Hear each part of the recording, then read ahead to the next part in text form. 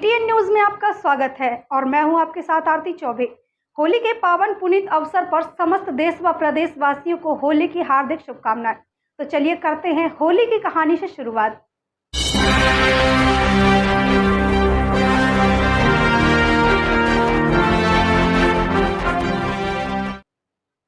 होली भारत का एक प्रमुख त्योहार है जिसे पूरे देश में हर्ष और उल्लास के साथ मनाया जाता है। इसे रंगों का त्योहार भी कहा जाता है क्योंकि इस दिन लोग एक दूसरे को रंग लगाकर खुशियां बांटते हैं।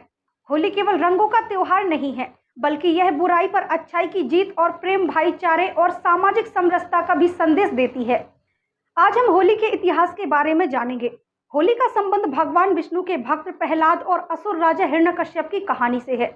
हिरण्यकश्यप चाहता था कि उसका पुत्र प्रहलाद उसकी पूजा करे, लेकिन प्रहलाद भगवान विष्णु का भक्त था। हिरण्यकश्यप ने अपनी बहन होलिका से कहा कि वह प्रहलाद को अपनी गोद में लेकर अग्नि में बैठे, क्योंकि उसे वरदान था कि अग्नि उसे जला नहीं सकती। लेकिन ईश्वर की कृपा से प्रहलाद बच गया और होलिका जलकर खाक हो गई। इसी घटना की याद में होली के एक दिन पहले होलिका दहन किया जाता है, जो बुराई के नाश का प्रतीक है। तो चलिए जानते हैं होली कब और कैसे मनाई जाती है और होली का समय कब होता है। होली फाल्गुन मास की पूर्णिमा को मनाई जाती है। यह पर्व 2 दिन तक चलता है। पहला दिन होलिका दहन का होता है, वहीं दूसरा दिन रंगों की होली होती है। तो चलिए जानते हैं होली मनाने की विधि। होली का दहन पहली रात को होता है। लकड़ियों और उपलों का ढेर बनाकर उसमें आग लगाई जाती है।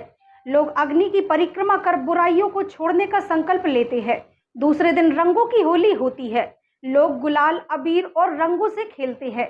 सारे गिले शिकवे भुलाकर एक दूसरे को गले लगाते हैं और ढोल नगाड़ों के साथ होली के गीत गाते जाते हैं। जिसके बाद गुजिया, मालपुआ, ठंडाई जैसी मिठाइयाँ बांटी जाती हैं। तो चलिए जानते हैं होली के उद्देश्य। बुराई पर अच्छाई की जीत।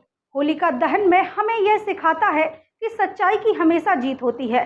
रंगों का महत्व हमें सिखाता है कि जीवन में खुशियाँ और विविधता जरूरी है। पर्यावरण और स्वास्थ्य का ध्यान, प्राकृतिक रंगों का इस्तेमाल करना और पानी की बर्बादी को रोकना हमारा कर्तव्य है।